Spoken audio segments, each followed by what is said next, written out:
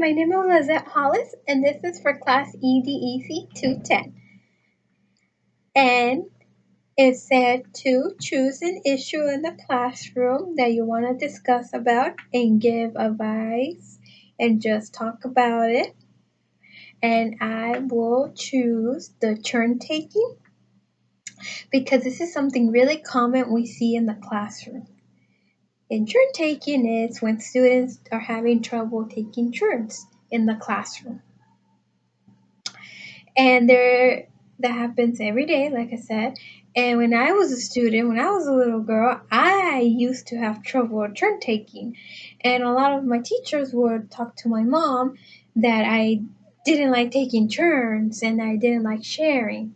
And probably one of the reasons because of that is because I was the only child. And of course, not having siblings, it leads to not wanting to take turns. Because again, you don't have to share anything at home and you get everything for you. Or sometimes they even have siblings, so that's not always the case about being the only child. Sometimes they have a bunch of siblings or cousins and they still don't like to take turns. So it all varies. Okay, but I picked this topic to talk. And I know I will be talking with this probably when I do become a teacher. I'm going to be talking to this with a parent, and concern. So, how do I talk to a parent? What would I say to a parent that has this issue with their student, with their kid? I mean, because it's my student. Okay, what I would say is I would give suggestions as doing some activities at home that require why sharing is important. So, teaching them why sharing is important, why we gotta share, and how we can share.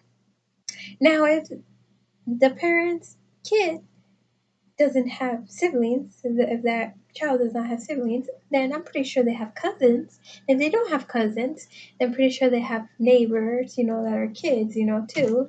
Or again, in the daycare environment where the child goes, we can just practice these methods of why we share, how to share, and when to share. It's just teaching the student slash the child why it is important. It is important to share, obviously. But sometimes the student doesn't understand that because they just want the toy slash the item slash whatever it is they don't want to share to themselves. Because I know we hear that a lot. Mine, mine, mine, mine. Kind of like the movie Finding Nemo where the birds, the flamingos. No, they were flamingos. They were birds, and they're saying mine, mine, mine, mine, mine, mine, mine, mine, right?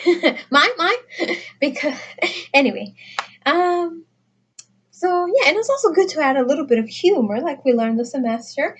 I don't know if it was in this class or other classes, but it said about having good positive humor. It's always good with the families, parents, and students. Okay, as a teacher, what can you do to teach them about turn taking? What can you do in the classroom? We can do activities at circle time, and we can pass, for example, a stuffed animal, beanbag, looking thingy sack, or even a container of like cool shelves inside, just anything. It's one item of it. Start with the child next to you, either side, and then we're gonna do take turns passing it around. If we do encounter a child that does not want to take turns, then we explain how would it make you feel if your friend didn't want to share with you, and then hopefully we get a response like sad, mad, like exactly. So you don't want to make your friends, your peers, also sad or mad because that is not very nice. Right? We want everybody to be happy. We want everybody to have fun in our classroom because it's our classroom. So just make it positive and tell them why it is wrong, and we don't want to make our friends feel like that. Then I hope the student passes the item to the next student. Another method can be also outside the playground too. For example, the monkey bars or taking turns on the slide. Just explain that we need to take turns because in life, we kind of need to wait in line.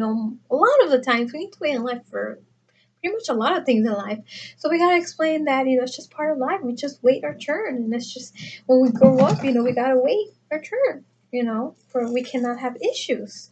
Because then when we do become adults, those issues can become, more dangerous, more worse. So just teach them life skills, why it's right, why it's wrong, and hopefully, and they should, kids are very smart, they understand. And if you help them understand, and are clear with the directions and the why, then I'm pretty sure the student will learn. Now, turn taking doesn't have to be boring, right? We can add so many other activities on turn taking.